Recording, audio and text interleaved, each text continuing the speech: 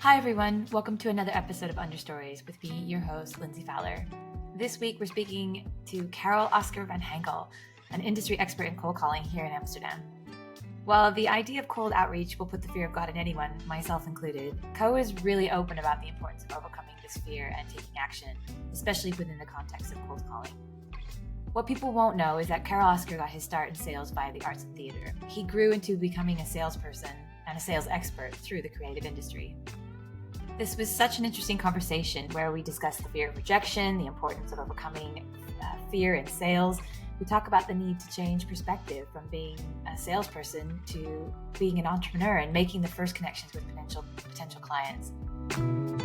KO is a dynamic and driven person, and while I'm still personally wrestling with the whole cold calling thing, he's been an incredible asset when it comes to teaching me about this crucial part of running a business. I hope you enjoyed this episode as much as I did, and here's Karel-Oscar.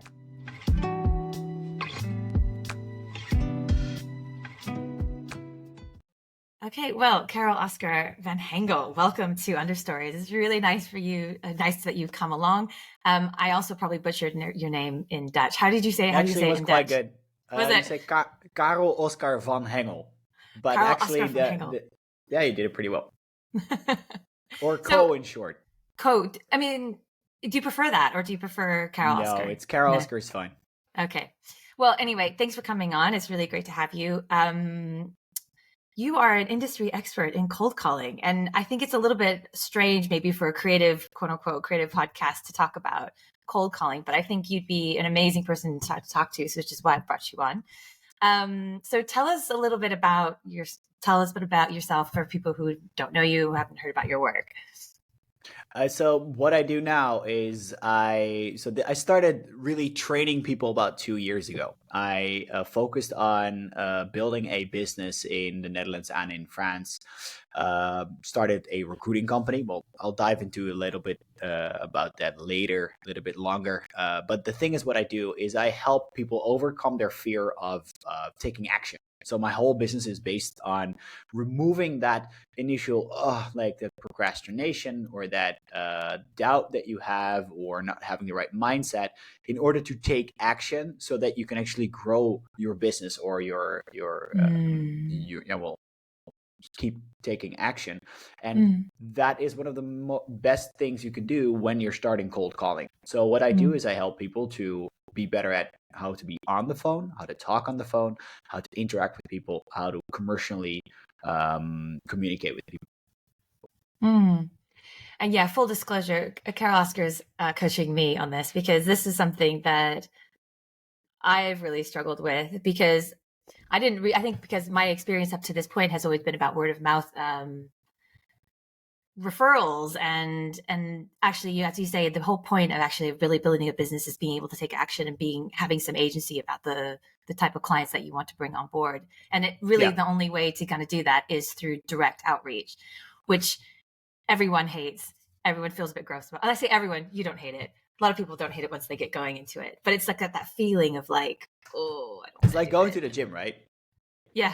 It's very fun, because it's like, once you haven't gone to the gym for a long time, you're not gonna be as like, oh yeah, like I'm gonna do that 6 a.m. setup in the morning, or you're not gonna go in the afternoon because you're done. Like you keep like procrastinating on it. The thing is that I have so much experience of so much practicing doing cold calls is when I started.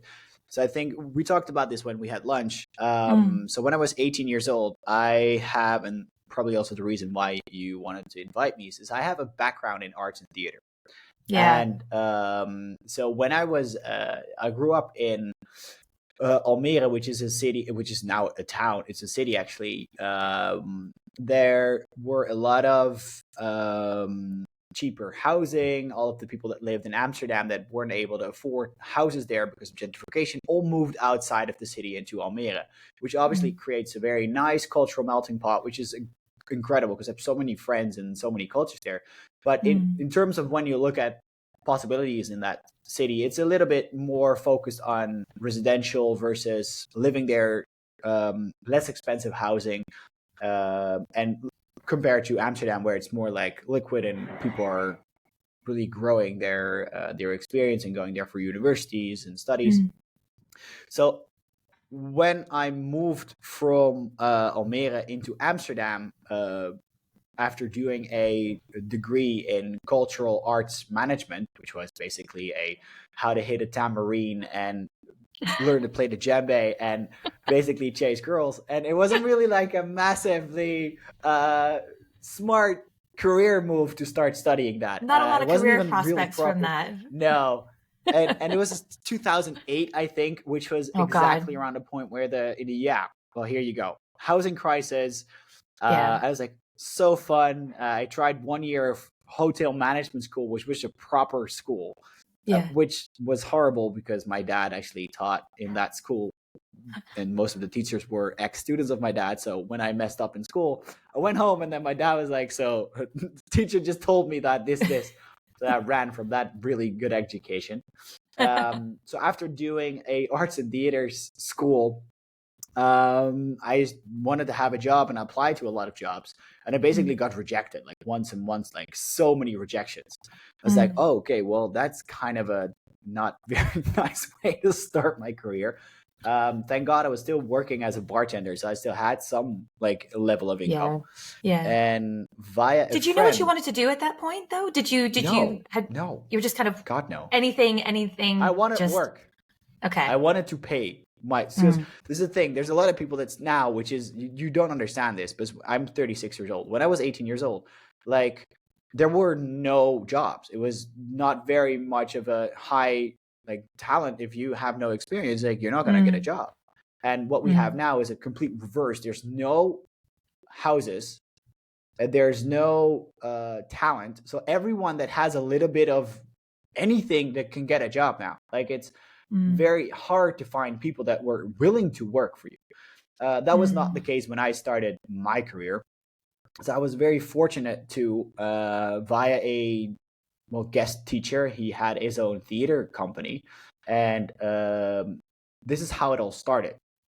We did a master class of one of his employees in school during a marketing lesson. And he did a round of call the receptionist. So we had 26 kids students in the group, and then Stijn, the person that did sales, started fake cold calling in the group one-on-one, like, hi, my name is Stijn, or I had to call him and he would be the receptionist, and I needed to get through to the decision maker, to the person that would like to buy the ads, because they sold advertising for a theater magazine.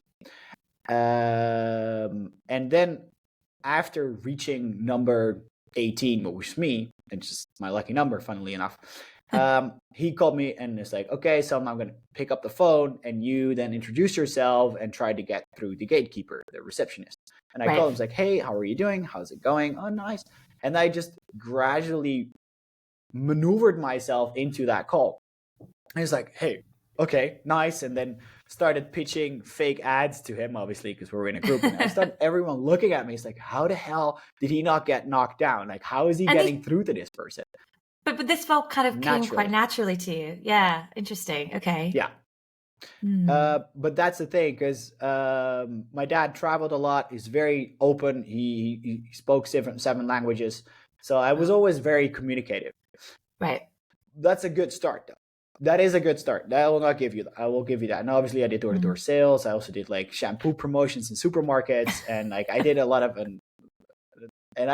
things. And obviously because of the art school I went to, I did a lot of presentation work and a lot of stuff like that, which gives you the gift of gab, as we say in sales.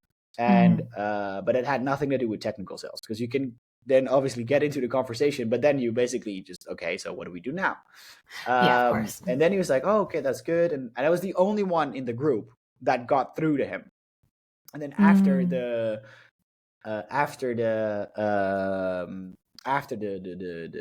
lesson, actually, he then said like, hey, can you come here for a sec? I was like, oh yeah, sure. It's like, hey, do you want a job? I was like, yeah, please. I need to pay my rent. I was desperate as like anything you could imagine. And it's like, oh yeah, like I'd love to work in the arts and theater world and like this and that. It's like, oh yeah, no, but I don't have that for you. But as 100% commission-based job, it's like, what's that? So you don't get any fixed money. You sell what you sell. We buy up a half newspaper in the Metro newspaper, the Spitz, at the time, is an actual physical newspaper, kids. And whatever we sell, we take away the cost and then we divide the profit. It's like, how much could that make me? It's like, well, about that's amount of money. It's like, well, that just barely covers my rent. But like, I have no other plan, so yes. Yeah. And then I started doing this, and I got through to the receptionist, but that was that. And it's like, oh, I really drastically need to change something because I'm not going to sell anything if they say no all the time. Like, what am I going to do? And I basically just started in the after hours at night. And this is like, I've spent thousands of hours behind YouTube and watching videos and reading books and translating everything, because there were not really proper trainings for Dutch people.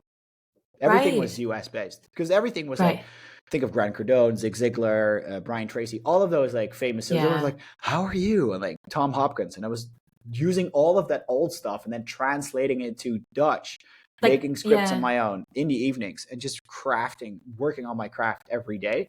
And suddenly I started selling, and I was like, whoa, this is awesome. And then from that point on, I basically started educating myself since 18 years old via books on sales. What was it about sales that you started to enjoy? Because if you were going down from a creative arts point of view, I mean, what was your sort of end goal with that? If you hadn't fallen into sales, did you think you were going to go into maybe talent scouting, or did you go into like? So that would have been nice if I would have had an idea what I wanted to do. You're like most of us, I think. Yeah. I think that's like, to be honest, I just wanted to get out. I just did not want to be in where I didn't want to be there. Just when I was 18 years old when I moved out the house, which is very young, on my own, no money, nothing. I just had to, because I lived in a trailer for like 4 or 5 months when I was younger, not because of my parents, because I taught at a sailing school nearby. Oh, okay. I could, I wasn't that poor.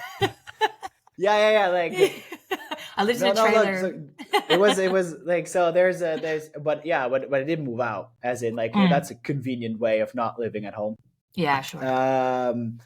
And then afterwards, I basically just gradually started talking to a lot of people in the industry, and I was selling, and that's how I got into theater.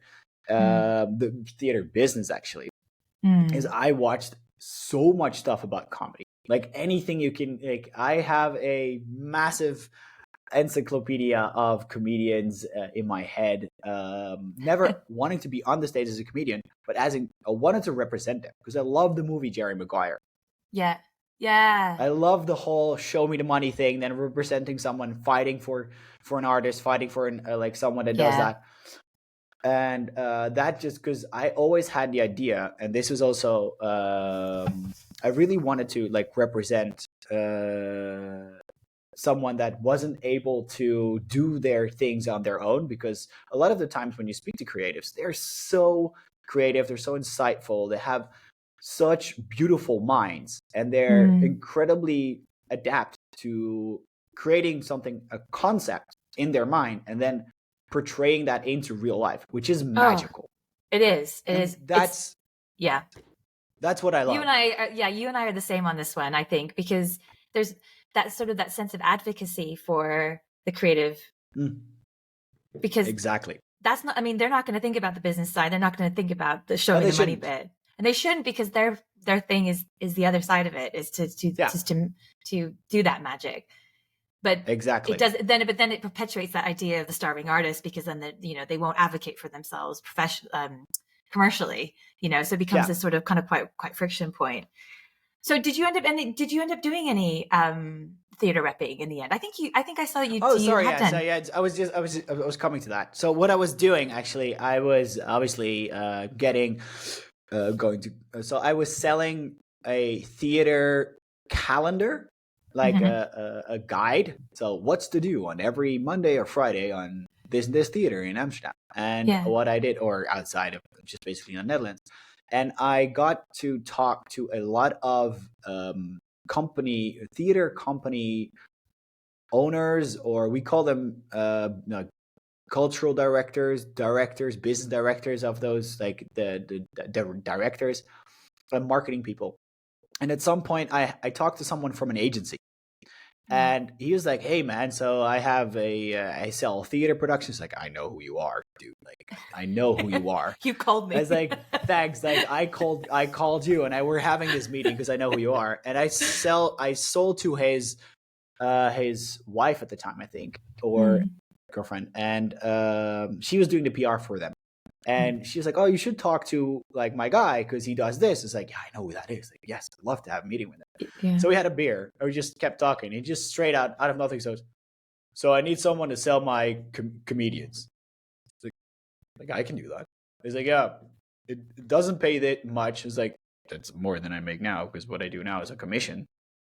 And he's like, and we don't have any artists, so I have like 5 or 6 comedians that you need to sell, and they're for small theaters. Like, oh yeah, and that's, I think, why I love cold calling. This is also why I'm so incredibly happy to do it every time. Is that when you're on the phone, no one knows your background.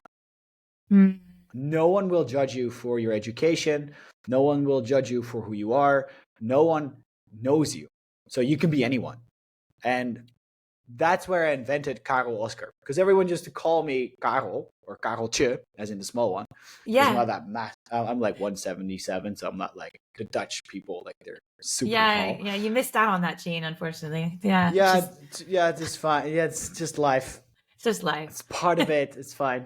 I'm very direct. I got that one. Yeah, and, you are. And I'm super rude. I'm loud, so I got all the good parts. And then what happened is that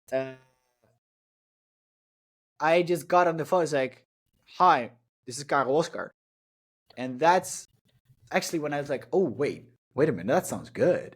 And it's like, "Oh, that's fun," and I can actually started having fun on the phone and representing people. And what I used to always do is like make jokes on the phone and do funny voices, or imitate like a holding, like, "Please hold the line. Your call is very important to us." And I just started doing these things to people, and they just start laughing. It's like, hey, I can just entertain and like have fun with people when I'm cold calling them. And that's why I think it's so fun. Every time you get a respawn, like in a game, every time you pick up the phone, it's a new game. Like, you can save, you can learn from your past call, and then you can respawn and recall someone and be someone new. So you can always, like, there's no judgment. And that's the funny thing, is that people say, "Oh, I'm getting rejected." But the thing is, for me, it was actually, hey, I can be a new me every time I call. Like, they haven't talked to me before. Yeah. So I'm not that kid I'm like the new guy.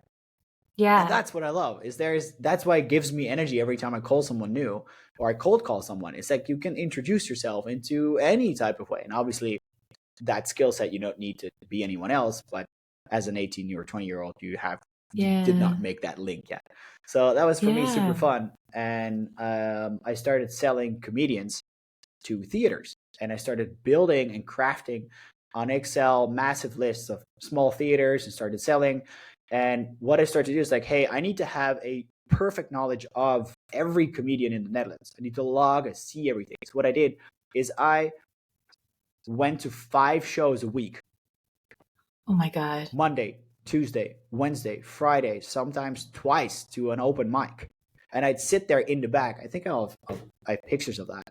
I sit in the back in small theaters in Amsterdam, or just I travel to Groningen. I travel to south of Neg. I've seen every comedian for 4 or 5 years in a row. And what I do is because I always look at how I can optimize things. That's the same thing with calls, same things with my business, same things with other things. What I do is I'd look at the comedians and then see, hey, how many laughs do they get per minute? How many jokes do they make? How many times do people applaud? And then I figured something out. is I literally started counting 1, 2, 3, 4, 5, 6, 7, 8, 9, 10. 36 is the polite clap. 36 Oh times my is a God. polite clap.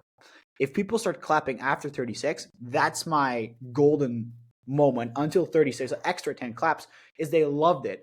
And then, because in the Netherlands, it's very customary to give a standing ovation. That's not a thing in foreign countries, because I visited the UK, France, England, Belgium. I saw shows outside of it. And people don't just standardly give a standing ovation. The Netherlands do. So if they do 2 of them and they keep clapping, those are all indications if it's a good comedian.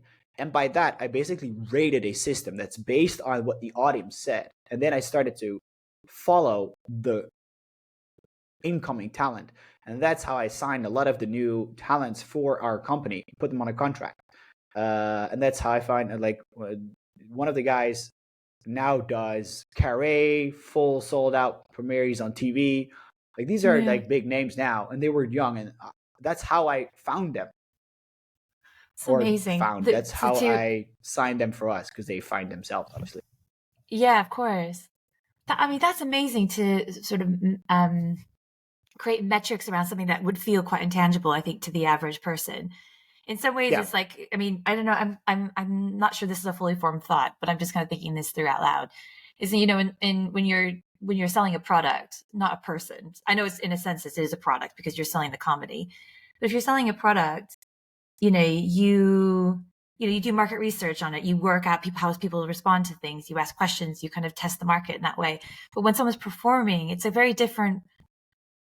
You know, they could have no one show up, but they could be great. But they could, and you know, but it's a different way of measuring the you sell market a response. promise in the future, because you sell 1 year in advance. So you need to convince that person, hey, believe me, in 1 year, this person will be the next person.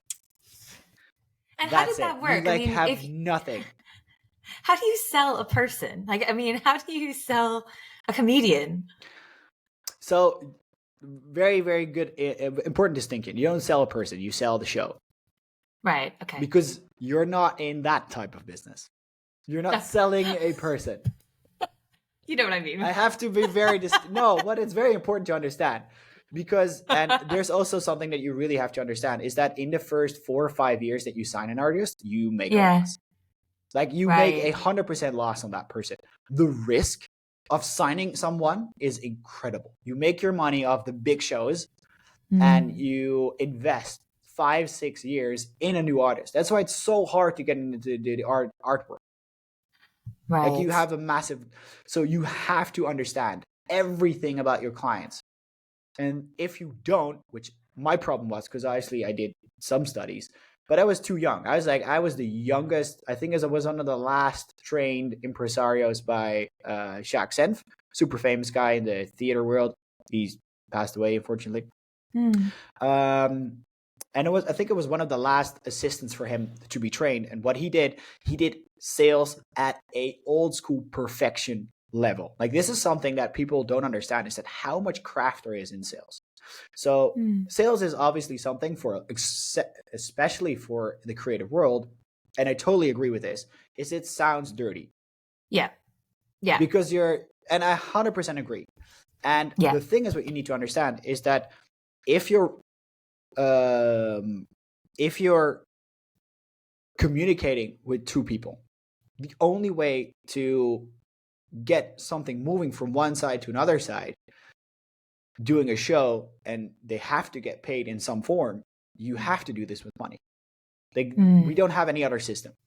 You can barter, you can do free publicity, obviously, but at some point, it's not convenient to do this. So you have to understand it from a basic level. So that's why we need people who are good at communicating at a commercial level, and you need to have people that are creative, because the creatives can only create things when their mind is not focused on numbers and money. That's not their job.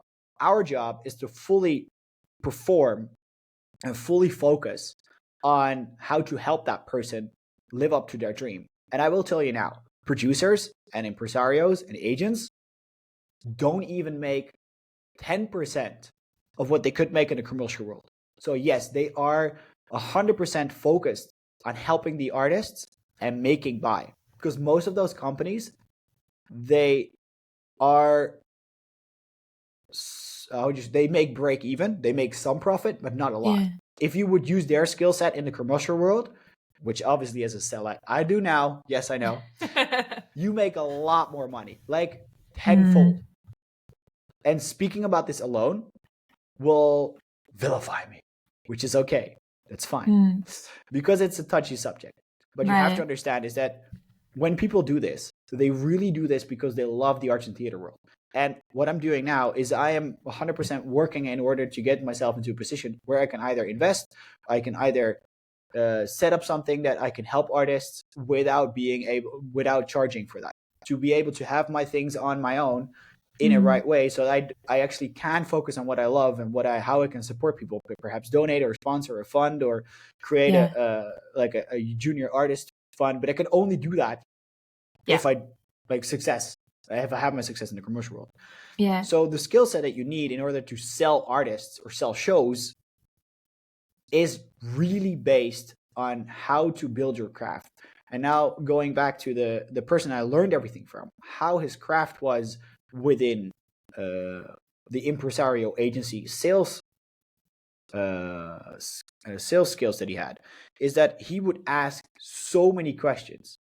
And then based on these questions, he made an assumption as in, hey, is this something I could do or learn from that person? And then obviously service them to a max. And what I always thought is that he treated his clients like you would walk into the Four Seasons or the best Hilton hotel. Like you would literally feel the only person in the world. If you would be his client, you would literally think you would be the only theater producer in the world or the only theater director in the world, or programmer.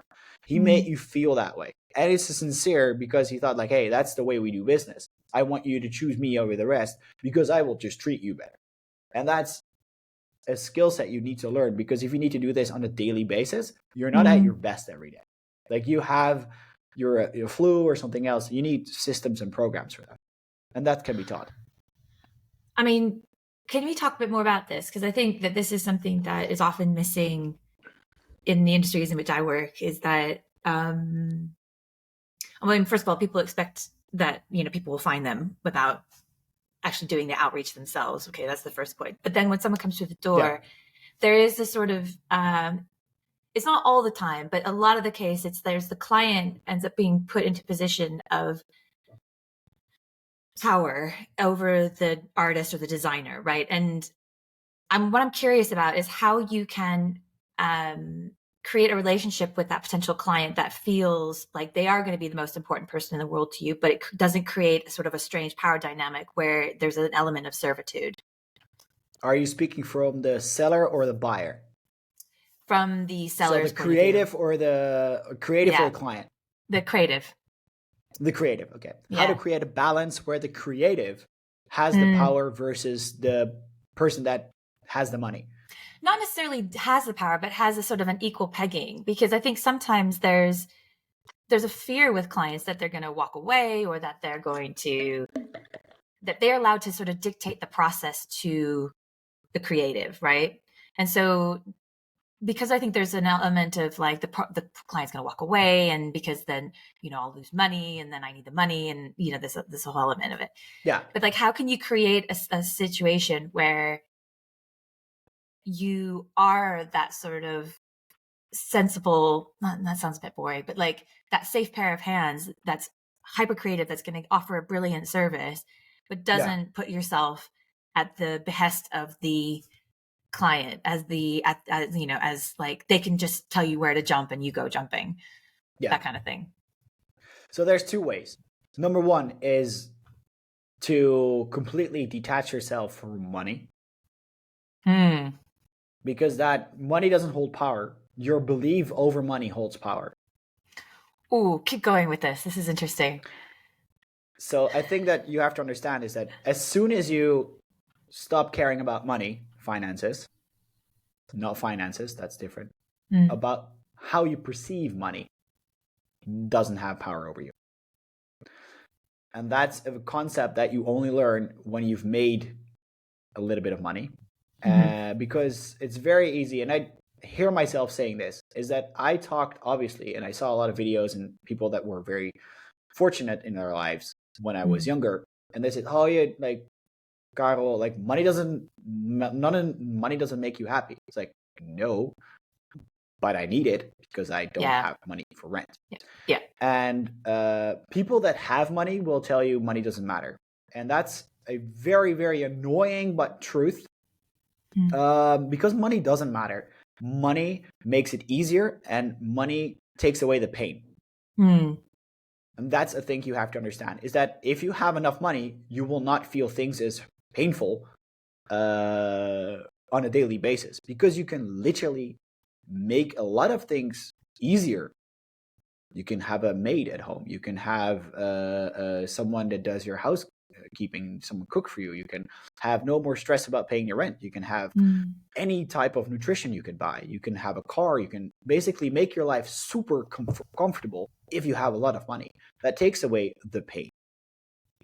And the detachment, though, it doesn't how do you make detachment? Yes. So so this is the first part. How to do that? There's two ways. Either you reduce your cost completely, which is what most artists do. They live a starving artist life. Yeah. And then they can be creative. 100% true.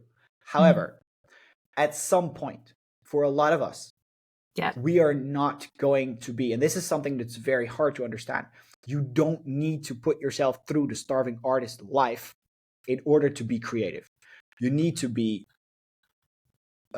understanding of the fact that you do have certain situations where if you are completely focused on making that creative positive work, detach yourself from the situation. You can also do that by locking yourself in a Airbnb on the hill. You can also take 4 or 5 hours that you really schedule to be detached from all of your problems. And that's what money is able to do. Detach yourself from current events. Because if your stress levels are super high, I need to pay rent, I need to get my kids, my things, like, you're not going to get into that creative flow. That's why all of those great Roman empires with massive colosseums and great situations were built in times when things were really good. Like skyscrapers were built when this money success was so high. Why? Because people were able to detach themselves from a linear way of thinking, get out of the situation of, I need to just build a house so it doesn't rain on my head. I can actually create something beautiful because they were detached. And you could do that when you have that freedom, when you have that stress release, because you can only be creative when you don't have a constant level of stress or fear, because that basically prohibits us from thinking creatively. But then how do you do that, though? Because ultimately, if you are selling your creativity, how do you detach yourself from input step 2? Okay. First, I need you to understand that fear comes from the fact that we are scared of failing in the future and being judged by our failures. That's number one. So understanding that if you're scared of something, that's normal. That's how our brain reacts. The problem is that our brain doesn't understand the difference between that animal was chasing us when we were living in caves versus with the constant stress that we have during the day. Your body doesn't perceive it differently. And the problem is if you have chronic stress, that you become desensitized by those situations. Because we used to have high level of stress, run into safety. Oh, I'm safe. I can make a fire. It's warm. I can feed. I can eat. And I'm okay. So we have ups and downs, which means that your body is able to release those serotonins and stress levels. What we're doing is constantly reminding ourselves of the stress factors that we have. We're constantly in front of cameras. We're constantly in front of phones. We see pictures. We're talking to people. We're constantly reminded of the fact that we don't have enough money, which constantly keeps us at a stress level because your body just keeps going down. What happens if you take a weekend away, you start to relax, vacation, we're able to breathe and process and work up through that. Now, that's the point of understanding that you need some time alone to really start being creative. The second point is either to do business. You need to do business development, which is outreach. That's the second point. If you're pipeline is high enough, which it basically means if you have enough clients who are waiting for you, it's the same as having a field of cows or a field of grass or fields of agricultural ways so that you have a constant income of food. It's the same. If you have seeds that you grow, if you make a business that grows, if you take the time to think, I don't need to hunt once. No, I can make a field of corn and plant seeds and create a farm. And that's how we got into agriculture. If you look at way past, you start to relax and you can build your house, you can focus because you know that every season stuff will come in. Right. It's the same with building a business. If you're a one-person shop, and this is the whole story getting it around. If you have no clients at the right moment, you need to start hunting like we did in the old days. You need to run and grab something and eat it. If you've done that, you have some food, some money for the next few weeks or months, if you can freeze dry it or put it in your bank account. When you've done one or two of those, I have a surplus of money. So now I need to start thinking creatively. So I can build up a reservoir of food or water or money that we have for the next couple of weeks. And that's how you get creative. That's a certain time of period that you need to cross from need business now, I need to hunt. Then I can then slowly progress into farming and growing a business, as we would say, or growing a consistent pipeline in the future. The problem is they're scared of doing the hunting in the first place. They're scared of cold outreach in the beginning, but you need to do this in order to jumpstart your pipeline for the future because you get rejected. Why do we get rejected is the next phase. So getting yourself detached from money for a second to think creatively, then realizing you need to make a pipeline and building new business and getting more clients in. And then it's the how. How do you actually do this? Because the biggest thing, and I think that we talked about this as well, is that people are just scared of being rejected. Yeah. Which is a valid thing. It's super scary to put yourself out there. And especially when you're creative, you've put something in your, I've seen hundreds and thousands of tryouts of comedians. And every time they walk onto the stage, if they're very experienced at it, they would just start riffing and talking and making jokes or doing an essay or speaking about something. But if you haven't done that, if you haven't done a lot of tryouts, if you haven't performed on the phone or speaking in front of clients, or you haven't done your pitch well enough, you think, oh, if I mess up, I'm not as good at it. Like that's going to get that rejection because the hardest part is getting over it. And that's what you need to start learning is that practice makes perfect. Every time you reach out to someone, that is a trial. That is a tryout until you succeed. And that's why we always say, yeah, of course. So, I think I probably asked this in one of our sessions before, is that I think my big hang up with this is that I worry that if I have a bad call, maybe it's quite egotistical if I really think about it, but I'm worried that it'll leave a lasting impression on them and then it's ruin the relationship. But they aren't really thinking about me, are they? They're just that was a weird person who called you. They do not care about you at all. Sorry. Right. Okay. That's a good thing. And this is the big thing is that as a salesperson, as a representative, as someone who, so I also have to say that please don't think of yourselves as a salesperson. Think of yourselves as someone that needs to get business in because you're an entrepreneur. Most creatives are entrepreneurs.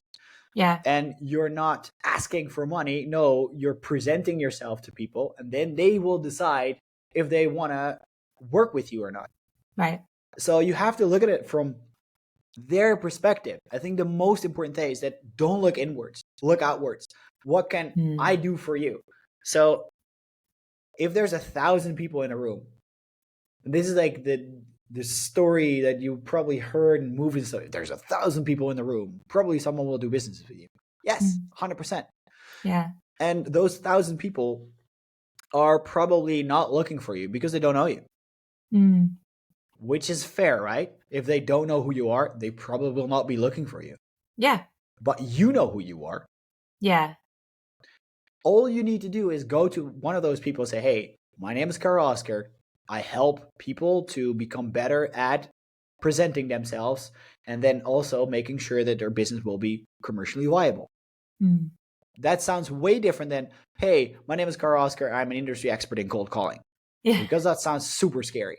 But basically what I do is I help you to pick up the phone, introduce yourself to people, have a conversation, which is cool and fun and nice, to understand if that person has something lacking in their life. Either it's a creative painting, either it's a theater show, so it's entertainment, or it's they need to build their house or create their interior design, or they can't figure out how to make a beautiful building, a hall, anything that's creatively built. And then you could say, hey, this is what I've done in the past. Would it be interesting to either have a cup of coffee? Would it be interesting to talk about this more? They might be, oh, yeah, that's actually quite interesting. Yeah. That's how you actually do cold calls, cold outreach. It's exactly the same if you're talking to someone at a party. And then they go, yeah, but it's so much easier if it's inbound. If someone reaches out to you. Yes, Sure. 100%. Yeah. But is that happening at the moment? Well, No. for a lot of people, no. It's crickets, right? So, yeah. So, which is normal because they don't know you. And then they say, oh, then I will just focus everything on marketing and on social media and on sending out thousands of emails. Awesome. That totally works. It just takes months and months and months for people to realize that you exist. Yeah.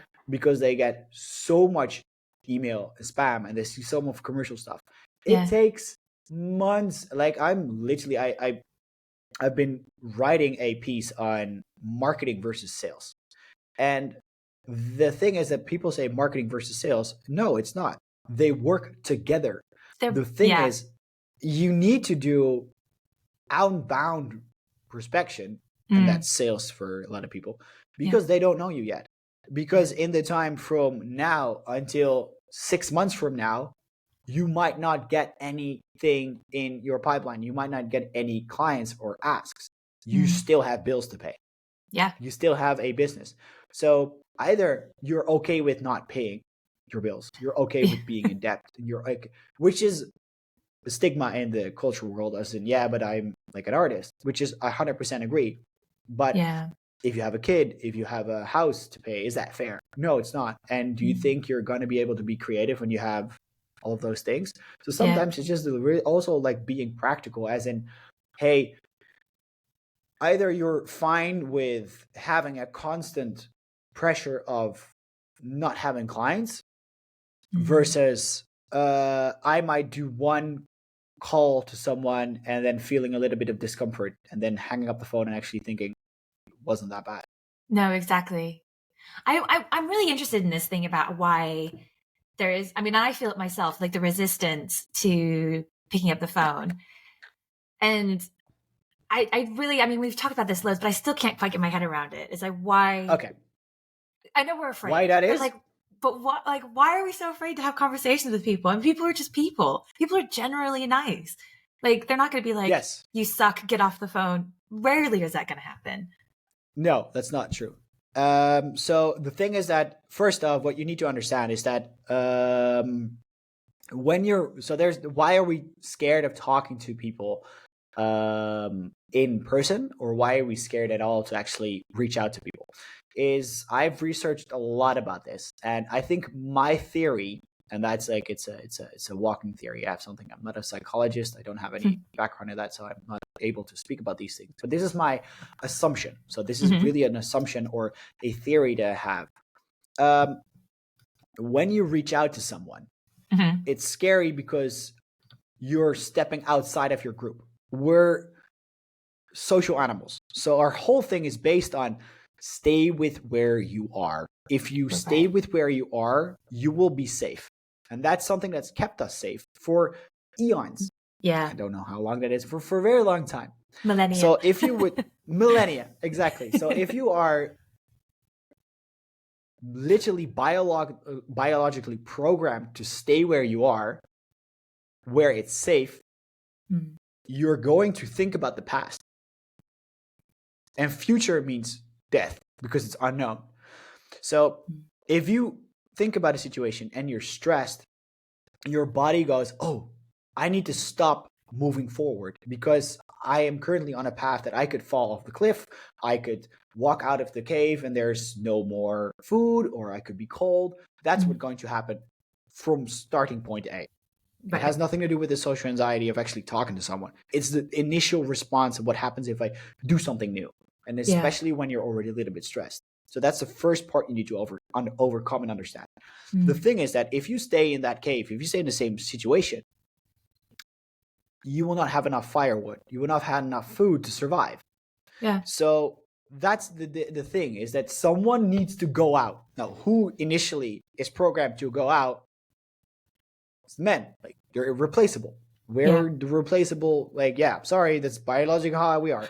So that's why there's a lot of more men in risk situations. That's why a lot of more men in sales is we are expendable. Push us out and we'll find and return. And that's a very old way of thinking, but it's how we're programmed.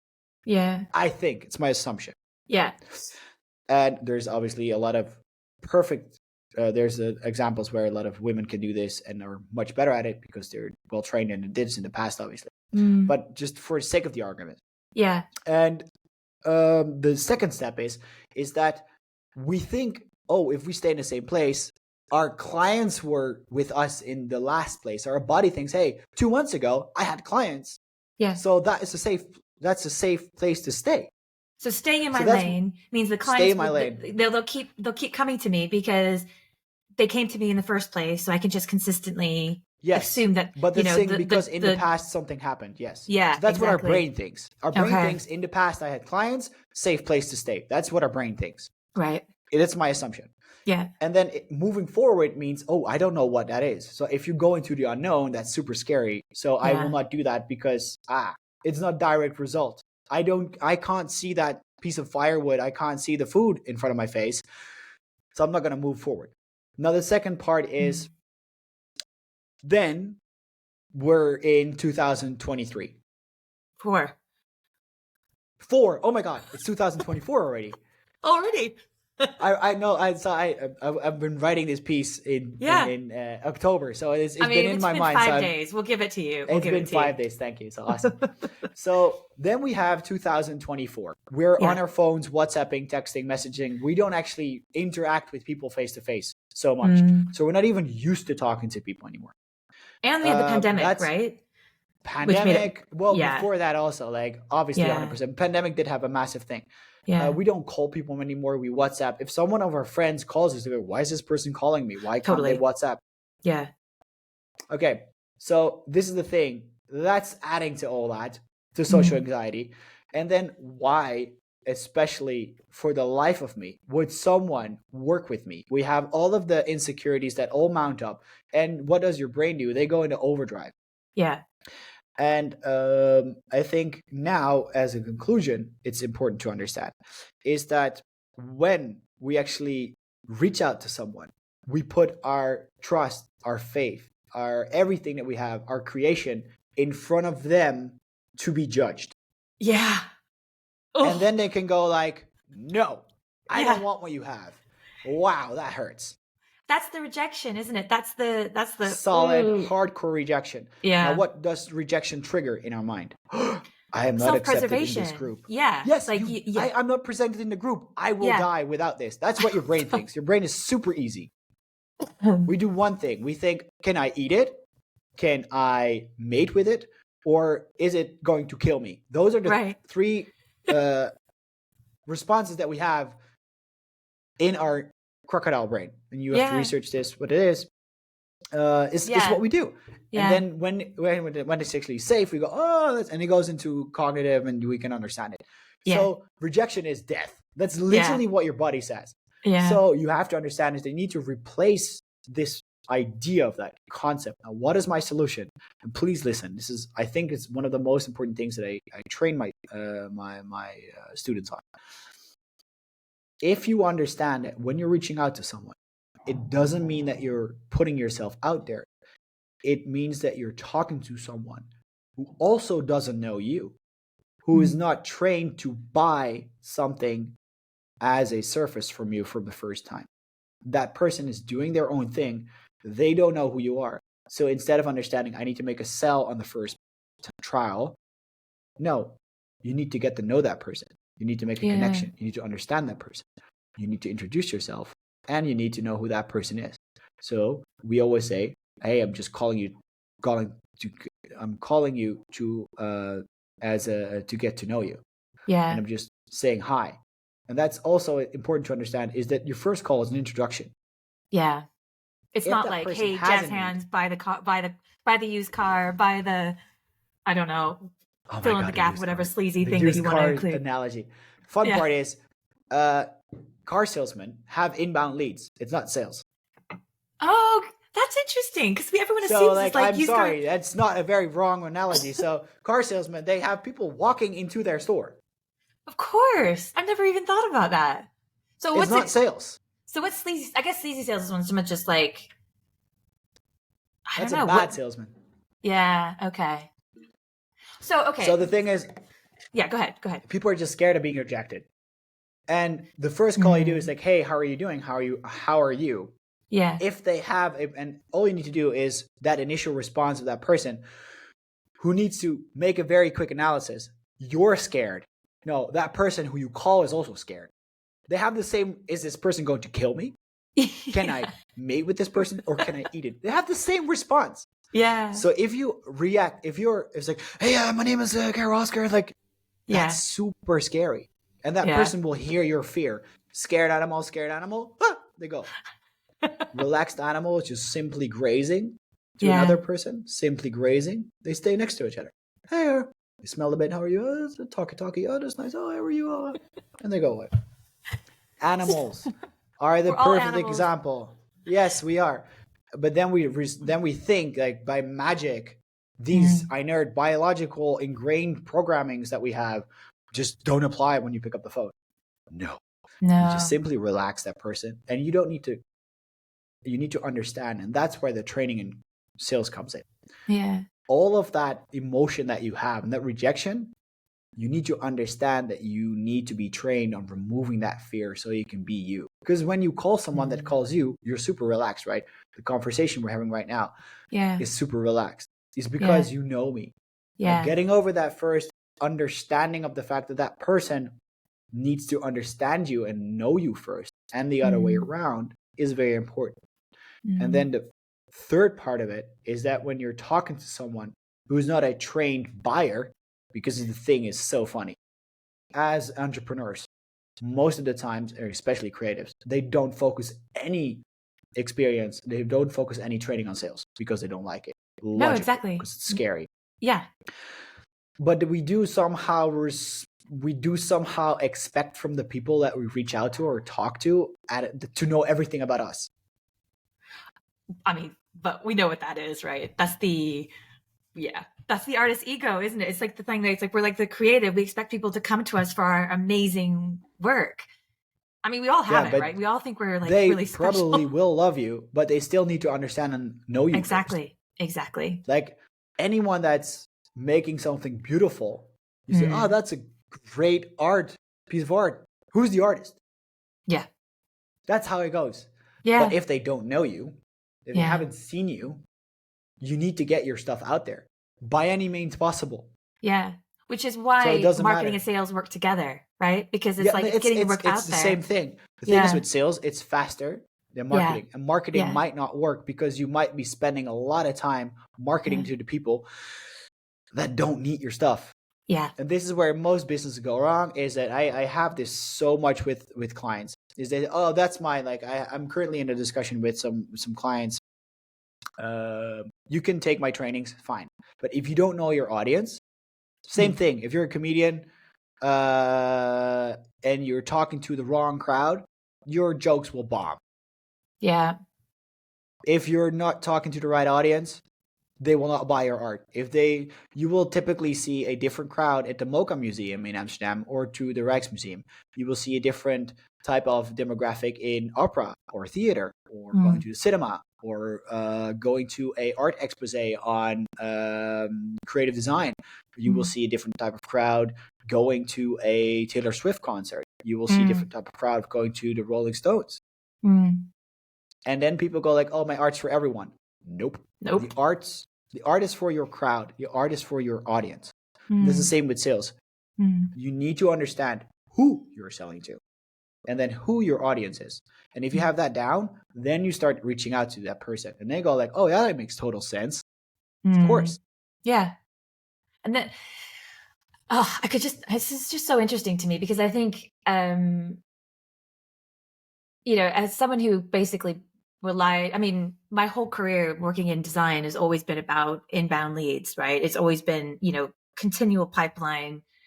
And a lot of it was partly down to what I didn't realize at the time was that the people that I was working with and myself, we were building relationships naturally. Like we were going out and like chatting with people and going for drinks with people, and just because we were naturally in that position or whatever. Yeah. But I think that is a form of marketing. That's a form of, that's networking. That's like relationship building.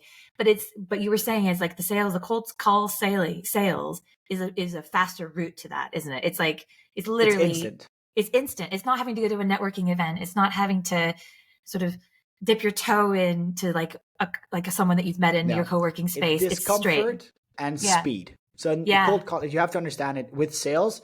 It's how much discomfort are you willing to put yourself in order to get direct result. Yeah. So if you have no money in the bank, that's a bit of discomfort. And it's discomfort. Yeah. And you're willing to not grow your business by having a little discomfort in cold calling people or reaching out to people. It's fine.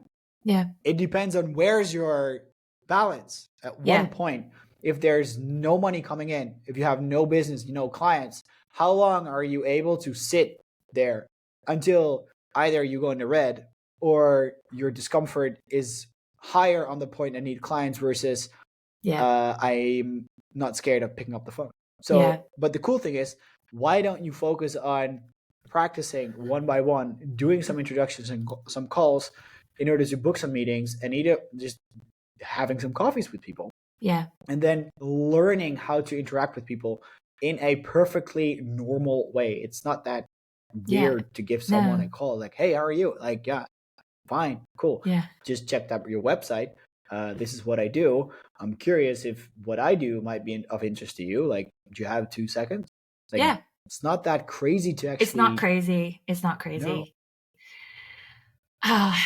So, I mean, as a final thought, what would be some of your tips for creatives who know they need to grow their business, who know that they want to have more proactivity when it comes to this part of things? Maybe they don't like the kind of clients that they're getting through the door. Maybe they're the wrong clients that they're attracting through their marketing. Yeah. If they know the right audience, but they're not getting that, what are your tips for how they could address it? It's a pretty broad question. So I'll give you more specific answers. Okay. Because that's who I am. You want some nice snippets and bits. Yeah, exactly. So number one is, I actually wrote this on the back of one of the booklets I hand out. So number one is you need to understand first is get a grasp of get a grasp of your numbers. Yeah. Which basically means is how much months do I have? You remember that as a kid, like how many days do I still have left at the end of my wallet? Yeah. Well, newsflash, that's the same with being an adult. Yeah. How much time do I have left until my next paycheck? And if you're an entrepreneur, it's how much time do I left before I go belly up? So it's important to understand your numbers. And this is horrible for the creative world because they hate that. And I totally understand. So then you need to understand is how much time do I have left until like I really have a big problem. That's the number one thing. So if you have months, that's cool. Yeah. If you have no expensive, that's good for you. I applaud you. That's good stuff. If you have a massive big problem, you need to understand yourself. Hey, I neither need to take action right now or something is going to take action over me. That's the you need to make it black and white. Think numbers binary. Number two is understanding who your audience is. Like, hey, what are my targets? What do I need to do? How many clients do I need? How many pieces of art do I need to sell in order to progress? Number three is understanding what you would charge. And that's horrible to put your artwork or your creative into. So then as a benchmark, start talking with other artists or other creatives. Hey, can we form a group together and all share the load? So my number one tip for this is get a buddy, get a friend get someone who's going to be accountable and use and I think I wrote this down and then I can send it after. I think it's like something, hey, you ask either your partner or a friend or a colleague, a creative, to be your spark partner and to be your buddy in this system. And you literally ask them like, hey, I'm currently in a situation where I know I need some help. However, I'm not able to walk through it myself. And I can think of these things. I can think of these things by myself. However, I need you to be my rational brain because I'm currently under stress. Please help me walk through these steps. And it's important to look at it in a way as in, hey, I'm currently going on a vacation. I need you to walk me through what I pack in my car.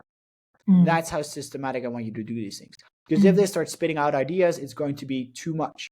What you need to say, like, hey, I know I need new clients. And creative people are smart people. They're intelligent. They probably are able to figure out what they need to do by themselves. But rationally, they're not. So you need someone to be your rational brain. So it's like, hey, I would like to ask you to help me through this. I'm currently experiencing less clientele than normal, which puts me under stress, which means that I need you to be my rational brain. Can you help me through this in the next couple of weeks? And without judgment. And that's going to be hard. And it's going to be an interesting learning experience for the both of us. But I just need you to be my rational brain. Will you help me with that? I think that's the most important thing to understand first, is that you need to go through that. You need to go through that stress moment. And if someone helps you through that, you're able to relax and let that stress of rejection and fear of rejection walk away. It could actually be someone, your partner sitting next to you. Just make the call. Just go for it. You can do this. Like let's like dial the numbers and actually giving you the phone, and together working through it as a pair divides the stress load by 2. And then it's easier to start going. I think that would be my top 3. My top 3 things. And then obviously you can start it reviewing and then start doing things like value proposition and then doing things like what is value, go into the marketing questions. But I think the most thing is just to get into action. So ask someone to be a rational brain and help you through things. Well, this has been so good. I mean, I love working with you. It's been really fun so far, and I'm terrified to do the cold calling. I'm like, that's okay. Oh, you know what we'll do is, why don't we do some cold calls together? You stop by the office or I'll visit you and we just do them together. Yeah, you could be my accountability buddy, as you're saying, to my rational brain when I'm like, I don't want to call these people. I mean, we have loads to talk about, but I think for me, it's been so refreshing working with you in that way, because it's helped me see sales in a very different way, and in a way that's actually useful, that is translatable to the creative industry in a way that it feels more comfortable for them. Like, if I think, as a creative myself, it's like, it's really difficult to get myself into that brain space of being like, I can just reach out to someone and have a conversation and not have it be weird. But okay, so we always ask at the end, every person who comes on, we ask some quick fire questions. Cool. So I'll give you. Okay. If your business had a mascot, what would it be and why? If my business would have a mascot, and why? Yeah. Oh my God. If my business would have a mascot and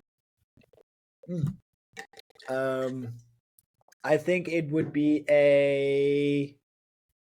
that's a really funny question. I have no clue. I'm clever. This is the first time I've been lost for words. If my business would have a mascot, I think it'd be a dog. It'd be dog? Cool, like, the dog from Squirrel. Yeah. From Up. Yeah. It's just like very warm, friendly, always happy, like nice. I think that would be it. Like the squirrel. Yeah. Like it was that. I think that would be it. Yeah. Like I love you, master. I love you, master. Yes, exactly. That's it. Just always be happy. Yeah. That's me. That's good. Okay. Let's see. What's your favorite thing about your job? Reinventing myself every time I call someone on the phone. So you like to reinvent yourself every time? Yeah. Yeah. And let's see, one other question. What's the most unusual source of inspiration you've ever had for your work? Question. The most unusual inspiration I had for, I look at cooking shows. I see how they do that. I think that's really cool to create something new every time, a new dish. Like that. Same with doing that. Watch a lot of videos and well, I've seen so much. Well, every time the most unusual thing, it's not unusual because when you look at a theater show or an art show or something, I always get inspired by how they say things or what they do. So I was taking inspiration from those things, or when I watch a movie or something. I think the most unusual thing perhaps is when I started doing flying lessons. I adapted the way they do a checklist for flying and using that as a checklist. So what I do is I have so everything I do is completely like a checkbook, like a pilot, and I literally have a closing checklist for everything. So I just every day doing calls, I just basically walk through these check, like a co-pilot, pun intended. Co-pilot. That's what I do. That's fantastic. Well, if people want to find more of your work, where can they find you on all the socials? Oh, Better Call Cole, if you can see it in the background, I think. But just if you type in Karel, Karel, Oscar as in Oscar, I think there's only one. There's two. One, it's an old Swedish prince, and there's me in the world. So Karel-Oscar.com or hypertalented.com or just Karel-Oscar. Put that into LinkedIn or anything, or we'll ask Lindsay. You'll be my representative. Yeah, get a referral fee. Your agent. You could be my agent. Exactly. Amazing. Well, thank you, Karel-Oscar. And it's been so fantastic. Thanks so much for your time. Thank you so much. And all the best in 2024. You too. Thank you. Bye.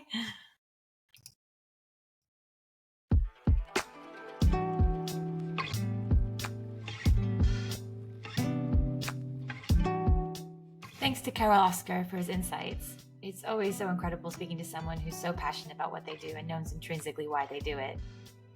Once again, if you enjoyed this episode, please like and subscribe, share with a friend, all those sorts of things. Episodes drop every other Tuesday. Until then, be well. Understories was produced by Cloudfields and Kieran Fowler. The music is by Aves, and the branding is by Joe Jones. See you in a couple weeks.